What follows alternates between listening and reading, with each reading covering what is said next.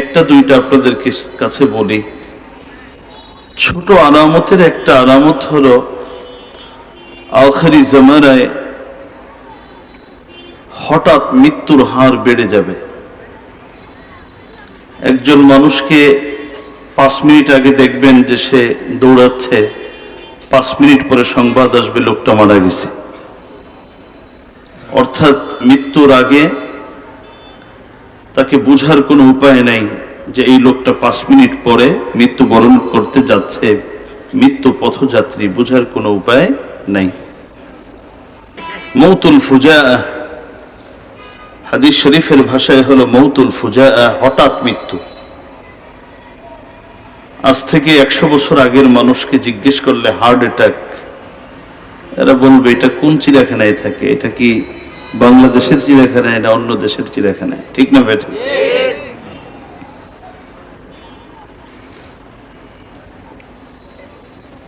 আলামতে কিয়ামতের একটি হলো সময়ের বরকত থাকবে না। এর দুটা ব্যাখ্যা আছে। 1 নম্বর ব্যাখ্যা হলো শেষ জমানায় একটা মাস একটা সপ্তাহের মতো মনে হবে, একটা সপ্তাহ একটা দিনের মতো মনে হবে, একটা দিন একটা ঘন্টার মতো মনে হবে, একটা ঘন্টা একটা মিনিটের মতো মনে হবে। অথবা শেষ জমানায় মানুষ কি হবে না, সময় বরকত পাবে না, খালি আফসোস করবে, হায় সময় নেই, হাতে সময় নেই। এগুলো কিয়ামতের আলামতের অন্যতম। অনেকগুলো বড় আলামত আছে, এর মধ্যে খুরুজে দাজ্জাল, নুজুল ঈসা ইবনে মারইয়াম, নুজুল আল ইমাম আল মাহদি, দাজ্জালের আবির্ভাব। নবীজি বলেছেন পৃথিবীর শুরু দিন থেকে কিয়ামত পর্যন্ত এত বড় ফিতনা, দাজ্জালের ফিতনা থেকে বড় ফিতনা পৃথিবীর মানুষ কোনোদিন দেখেনি এবং কোনোদিন দেখবেও না। এক হাতে জান্নাত, এক হাতে জাহান্নাম। যার পক্ষে দাজ্জাল, তার জন্য আল্লাহ পাক রব্বুল আলামিন নিয়ামত দিয়ে ভরপুর করে দিবে। যার বিপক্ষে দাজ্জাল, তার সব নিয়ামত কেড়ে নিবে। নুজুল ঈসা, হযরত ঈসা আসমান থেকে বাল রাফাহু আল্লাহু ইলাইহি ওয়া কানা আল্লাহু আজিজান হাকীমা, যে ঈসা ইবনে মারইয়ামকে আল্লাহ পাক উপরে উঠিয়ে নিয়েছিলেন, তাকে আবার পাঠিয়ে দিবেন। ইমাম মাহদির পিছনে ইক্তিদা করে নামাজ আদায় করবেন। এই সব বিষয়গুলো তৎকালীন মানুষগুলো চোখে দেখবে, কিন্তু মুফাসসিরে কেরাম বলেন এমন একজন মানুষ তখনও পৃথিবীতে থাকবে না যে তার ব্যবসা বাণিজ্য চাকরি বাকরি সব ছেড়ে শুধু মৃত্যুর প্রস্তুতি নিচ্ছে। এমন মানুষ তখনও পৃথিবীতে বলেন থাকবে না। তার মানে হলো মুফাসসিরে কেরাম আরো পরিষ্কার করে বলেছেন, যখন হযরতে ইসরাফিল আলাইহিস সালাতু ওয়াস সালাম সিংহায় ফুঁক দিবেন, তখন ব্যবসায়ীরা, কাপড় ব্যবসায়ীরা, ব্যবসায়ী কাপড় দিবে ক্রেতার হাতে, ক্রেতা টাকা দিবে ব্যবসায়ীর হাতে, আদান প্রদান চলতে থাকবে। গোয়াল দুধ দহন করতে থাকবে, কৃষক কৃষি কাজ করতে থাকবে, চাকরিজীবী ডিউটি করার জন্য ঘর থেকে বের হয়ে যাবে। ঠিক ওই সময় হযরত ইসরাফিল আলাইহিস সালাতু ওয়াস সালাম সিংহায় ফুঁক দিবেন, तमाम পৃথিবীর সব আয়োজন মুহূর্তের মধ্যে ভেঙে চুরমার হয়ে যাবে।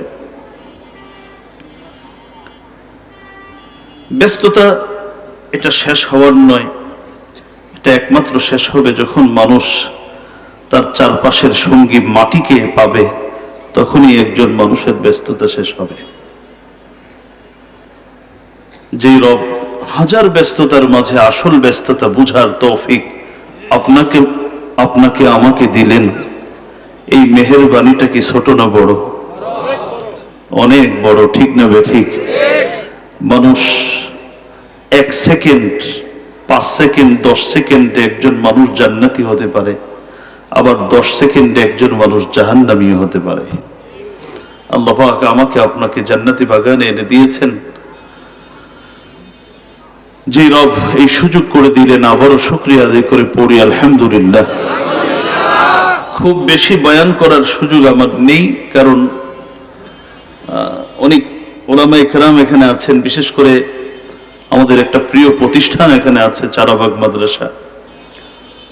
মাদ্রাসার ছাত্ররা জানে আমার ব্যক্তিগত মাদ্রাসা মার্কাজু ফাইজিল কোরআন আল ইসলামের উদ্যোগে 2 দিন ব্যাপী একটা আন্তর্জাতিক ইসলামী মহাসম্মেলন আগামীকাল থেকে, যেখানে বাংলাদেশ এবং বিদেশের বহু মেহমান আসবেন।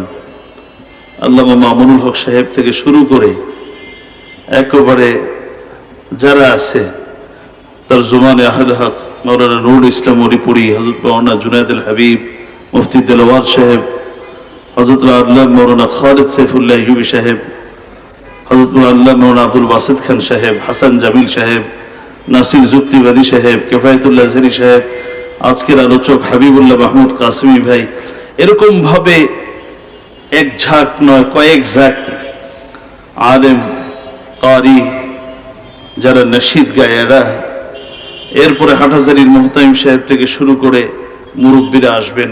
আয়োজন অনেক বড়, দায়িত্ব অনেক বেশি, কিন্তু ওয়াদা যেহেতু দিয়েছি, আগেও এই দাওয়াতের জন্য বলা হয়েছিল, সুযোগ করতে পারিনি। আল্লাহ পাক এনে দিয়েছেন, কিছু কথা বলবো। হযরত মাওলানা মুফতি হাবিবুল্লাহ মাহমুদ কাসিমি সাহেব রাস্তায় আছেন, আমি কথা বলে নিশ্চিত হয়েই এরপরে আসছি। আল্লাহ যদি কোনো বড় ধরনের হাদিসা না দেয়, সময় মতো উনি চলে আসবেন, আর উনি চলে আসলেই আমি আসসালামু আলাইকুম। কতটুকু সময় আপনারা ধৈর্য সহকারে কথা শুনবেন তো ইনশাআল্লাহ? কে কে শুনবেন না একটু হাত উঠান তো। বুঝি নাই, মহব্বত ছিল, আবেগ ছিল, কিন্তু আরো সতর্ক হওয়া লাগবে। আমি একটা পরীক্ষা নিয়ে নিলাম শুরুতেই। আমার ভাইয়েরা, আমি বয়ান করব ইনশাআল্লাহ, কিছু সামান্য কথা আপনাদের খেদমতে বলবো। এর আগে ভূমিকা স্বরূপ 2-1টি কথা বলতে চাই। পৃথিবীতে এমন কিছু মানুষ আছেন, যে মানুষকে আমার আল্লাহ রাব্বুল আলামিন দুনিয়ার বহু নিয়ামত থেকে বঞ্চিত করেছেন।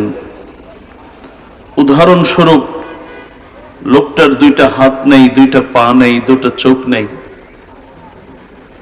সুন্দর বাড়ি নেই থাকার মতো,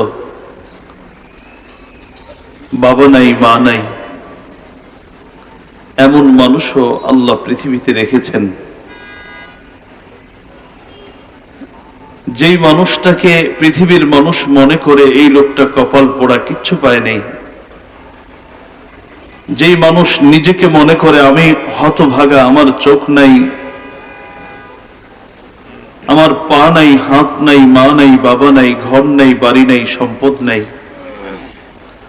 আমার আল্লাহ বলেন, হে দুনিয়ার মানুষ, ওই লোকটাকেও আমি যা দিয়েছি, ওই লোকটাকেও আমি যা দিয়েছি, এটা যদি সে ওটার শুকরিয়া আদায় তো অনেক দূরের কথা, ওটাকে যদি একটি একটি করে গণনা করে, আর আমি যদি তাকে 80 বছরের একটা হায়াত দান করি, 80 বছরের হায়াত শেষ হবে, একটি একটি করে আমার দেওয়া নিয়ামত সে গণেও শেষ করতে পারবে না। আর আস্তে সুবহানাল্লাহ বলেন। وَإِن تَعُدُّوا نِعْمَةَ اللَّهِ لَا تُحْصُوهَا إِنَّ اللَّهَ لَغَفُورٌ رَحِيمٌ।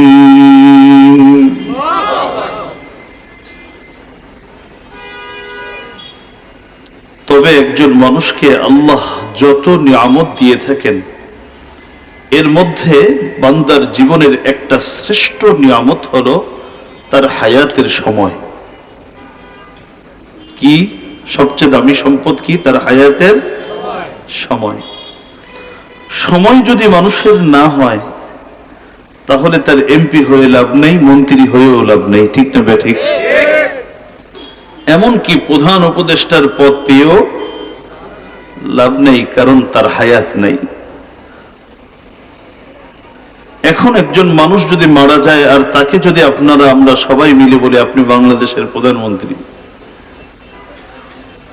অত কথা বলার সুযোগ নেই। তবে যদি কথা বলতে পারতো তাহলে বলতো, তোমাদের প্রধানমন্ত্রী দিয়ে আমি কি করব, এটা দিয়ে আমার কোনো কাজ নেই, আমার তো গন্তব্য ওই 3.5 হাত কাপড় আর মাটি, এগুলো ছাড়া তো আমার আর কিচ্ছু নাই। আল্লাহু আকবার। মানুষ তার জীবনের শ্রেষ্ঠ সম্পদ তার জীবনের সময়, কিন্তু আমরা কত কত বেওকুফ, কত নির্বোধ। আমাদের কাছে সব কিছুর কম বেশি হিসাব থাকলেও একটা জিনিসের হিসাব মানুষের কাছে থাকে না, সেটা হলো তার জীবনের সময়ের কোনো হিসাব থাকে না। আমি আপনাদের, একটা তো হলো এই কান, আর একটা হলো দিলের কান। আমি আপনাদের দিলের কানটা একটু আমার কথার দিকে দেওয়ার জন্য অনুরোধ করতেছি। একটু মনোযোগ সহকারে কথাগুলো শুনলে আশা করি আমি উপকৃত হব, আপনারা উপকৃত হবেন। চাকরিজীবীর কাছে চাকরির হিসাব আছে। এই মাসে আমি কয়দিন ছুটি কাটালাম, কত ঘন্টা সময় আমি অফিসকে দেইনি। এইভাবে যদি আমি অফিসকে সময় না দিতে শুরু করি, একদিন আমার প্রমোশন হবে না, আমার ডিমোশন হবে।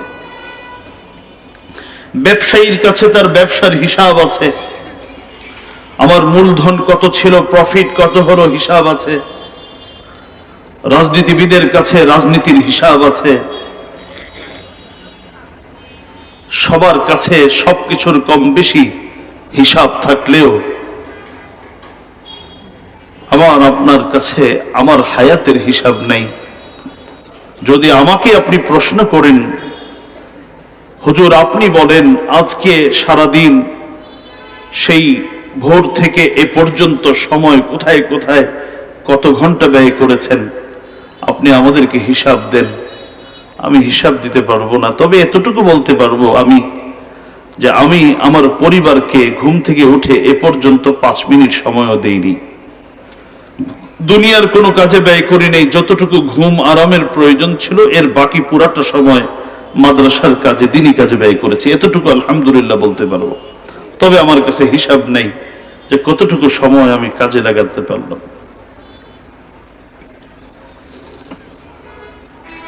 কিন্তু মানুষের জীবনের সময়টা যে কত দামি, আপনাদেরকে একটা ঘটনা বললে আপনারা বুঝতে পারবেন। আমার একজন মুসল্লি ছিলেন, যিনি 5 বারের এমপি ছিলেন, বিবারিয়ায় বাড়ি। জীবনের শেষ দিকে আল্লাহ পাক তাকে এমন হেদায়েত দিলেন, সুবহানাল্লাহ, যে কোনো কিছু করার আগে আমাদের সাথে পরামর্শ করতেন, বলতেন হুজুর আপনি বলেন কি করব।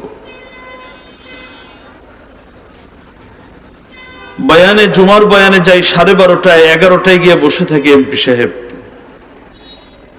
কারণ ওখানে বয়ান শুনতে গেলে যদি নিচের ফ্লোরে বা দ্বিতীয় তৃতীয় ফ্লোরে পড়তে হয়, তাহলে 1-2 ঘন্টা আগে যেতে হবে। এমপি সাহেব এসে বসে থাকতেন। এমপি সাহেব একদিন আমাকে বললেন, খতিব সাহেব জীবনে তো অনেক কাজ করলাম, সব তো দুনিয়ার জন্যই করলাম, আখিরাতের জন্য তো কিছু করলাম না। আমি সিদ্ধান্ত গ্রহণ করেছি আমি একটা দ্বীনি প্রতিষ্ঠান করব। শুনে অত্যন্ত আনন্দিত হলাম, আরো উদ্বুদ্ধ করলাম। জিজ্ঞেস করলাম আপনি প্রতিষ্ঠানটা যে করবেন কিভাবে করার চিন্তা করেছেন। তিনি আমাকে তার পরিকল্পনার কথা বললেন। বিশাল জায়গা নেবেন, চারপাশে বড় বড় অট্টালিকা হবে, ঢাকা শহরের ভালো প্রতিষ্ঠানগুলোর যত উন্নত ফ্যাসিলিটিস আছে সব ফ্যাসিলিটিস তার ওই গ্রামের মাদ্রাসায় থাকবে, যাতে করে গরিব ছেলেরাও সর্বোচ্চ ফ্যাসিলিটি পেয়ে তারা দিন শিখতে পারে। নিয়তটা ভালো না খারাপ? সবাই বলেন।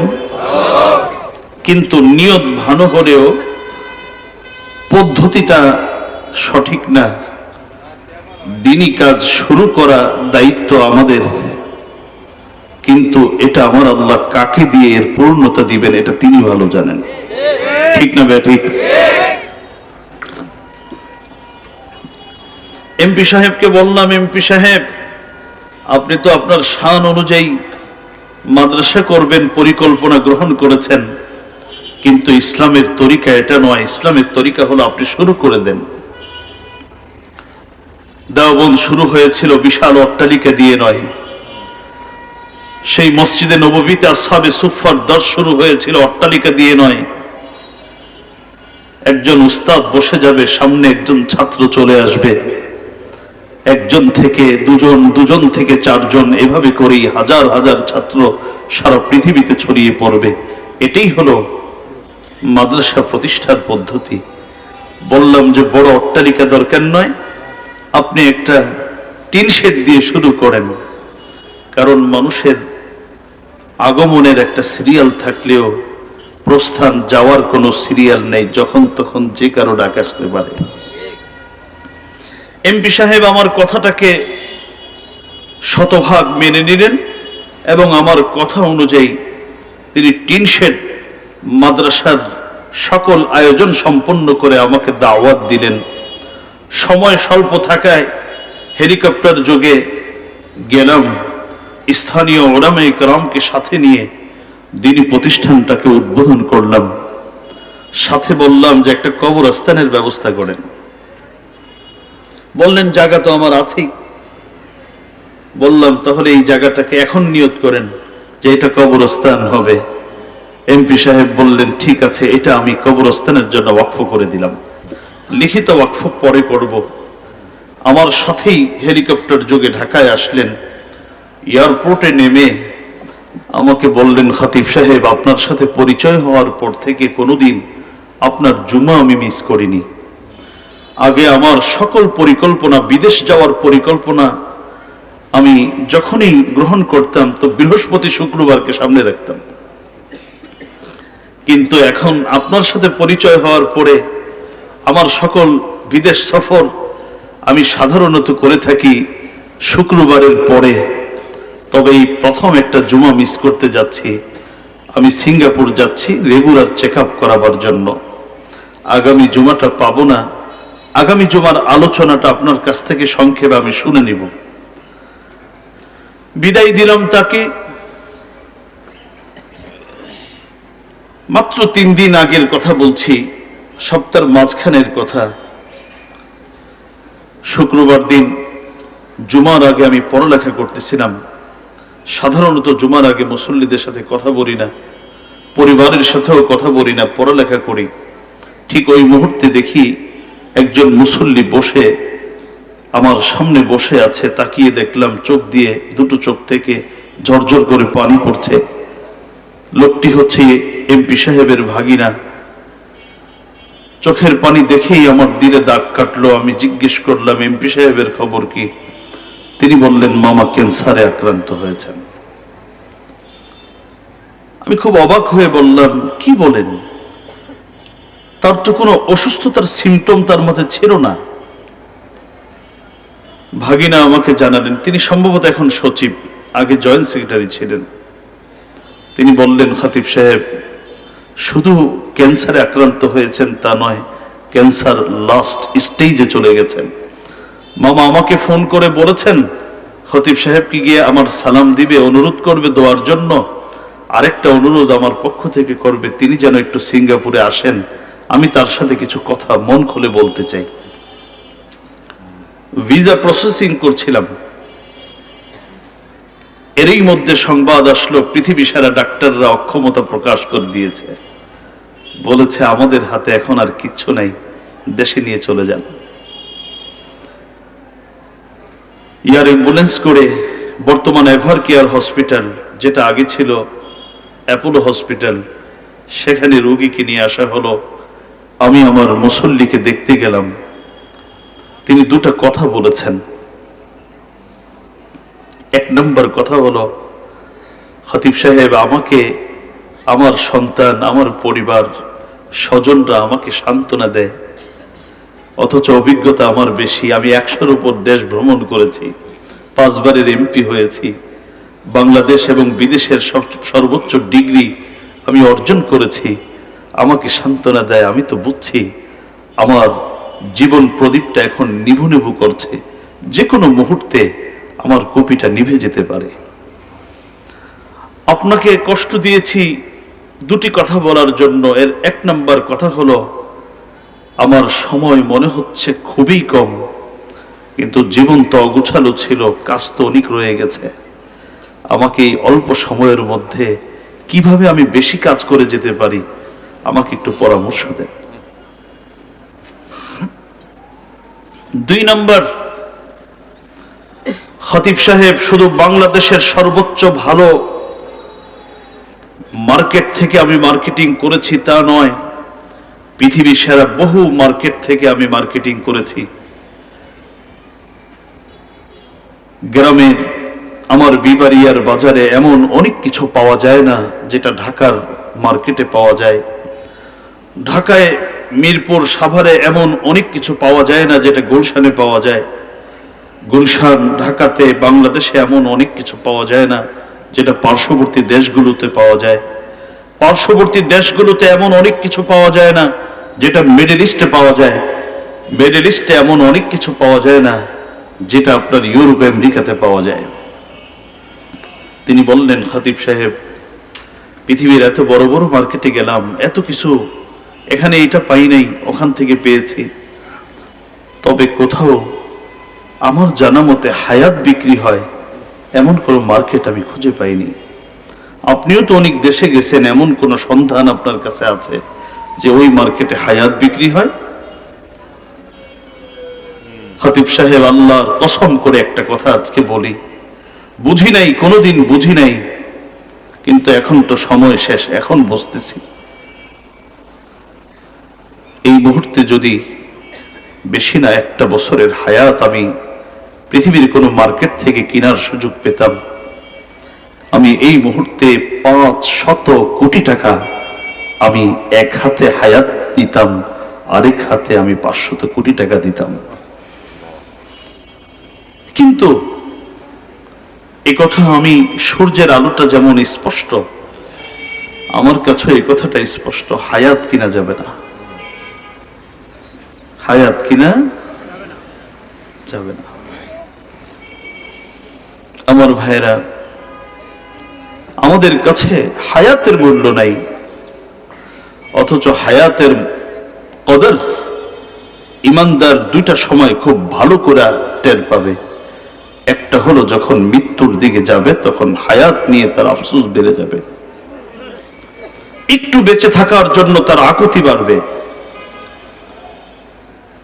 কিন্তু আমার আল্লাহ বলছেন 1 সেকেন্ড আগে পড়ে হবে না, সময় মতোই তোমার হায়াত, আমি ফাইলটাকে ক্লোজ করে দিব, হায়াত আর লম্বা হওয়ার কোনো সুযোগ থাকবে না। আল্লাহ কোরআনে বলেন, وأنفقوا مما رزقناكم من قبل أن يأتي أحدكم الموت فيقول رب لولا أخرتني إلى أجل قريب فأصدق وأكن من الصالحين ولن يؤخر الله نفسا إذا جاء أجلها والله خبير بما تعملون।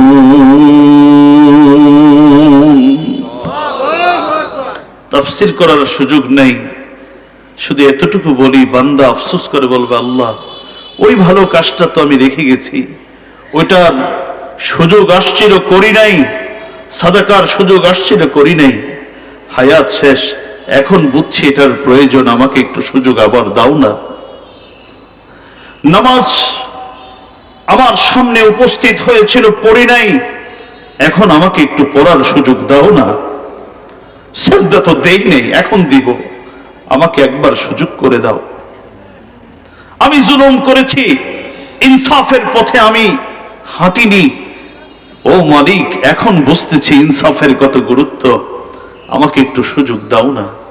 আমার আল্লাহ বলেন, লা ইউআখিরুল্লাহু নাফসান ইযা জাআ আজালুহা, না, ফাইল ক্লোজ, এখন আর সামনেও যাবে না, পিছনেও যাবে না। মৃত্যুর সময় মানুষের হায়াতের কদর, পৃথিবীর মুসলিম অমুসলিম, আল্লাহ পাকের বাধ্য অবাধ্য, সকলেই তার হায়াতের কদর বুঝবে মৃত্যুর সময়। আরেকটা সময় বুঝবে যখন তাকে জাহান্নামে নিক্ষেপ করা হবে। এখন যে দুটো আয়াত পড়েছি 28 নম্বর পারার সূরাতুল মুনাফিকুন, আর জাহান্নামে গিয়ে তার হায়াতের কদর বুঝবে, এটা 22 নম্বর পারা সূরা ফাতির। আল্লাহ বলেন, وهم يصطرخون فيها ربنا أخرجنا نعمل صالحا غير الذي كنا نعمل أولم نعمركم ما يتذكر فيه من تذكر وجاءكم نذير فذوقوا فما للظالمين من نصير। বান্দা চিৎকার করে বলবে, ওয়াহুম ইয়াসতারিখুনা ফিহা, চিৎকার করবে, বলবে, আল্লাহ, ও মালিক, জীবন হায়াত দিয়েছিলে, সময় দিয়েছিলে, কদর করি নাই গো আল্লাহ, একবার ফিরাই দাও। কসম করে বলছি, প্রমিস করে বলছি, আর সময় নষ্ট করব না। আগে যেই ভুলগুলো করেছি, একটি ভুল আর পুনরায় করব না। চিৎকার করে, বারংবার চিৎকার করে আল্লাহকে বলবেন, রব্বানা আখরিজনা না'মাল সালিহান গায়রাল্লাযী কুন্না না'মাল। আমার আল্লাহ উল্টো বলবেন, আওয়ালাম নুআম্মিরকুম মা ইয়াতাযাক্কারু ফীহি মান তাযাক্কারা ওয়া জাআকুমুন নাযীর। কেন এখন, কেন তুমি 1 সপ্তাহ, 1 মাস, 1 বছরের হায়াত ভিক্ষা চাও? আমি তো তোমাকে কোনো চাওয়া অ্যাপ্লিকেশন ছাড়া আমি 80 বছরের হায়াত দিয়েছিলাম, 60 বছরের হায়াত দিয়েছিলাম, 50 বছরের হায়াত দিয়েছিলাম। তখন তো আমি ডেকেছিলাম তোমাকে প্রতিদিন 5 বার। আমি তখনই তুমি ভুল পথে যাচ্ছিলে, আমি তোমাকে পিছন থেকে আমি বারংবার তোমাকে বাধা দিচ্ছিলাম, কিন্তু তখন তো তুমি আমার ডাকে সাড়া দাওনি। আজকে আমি তোমার ডাকে সাড়া দিব না। মুহতারাম হাজিরিন, আমি আমার একটা সংক্ষিপ্ত একটা ভূমিকা আপনাদেরকে শোনাচ্ছি, কারণ সময়ের কদর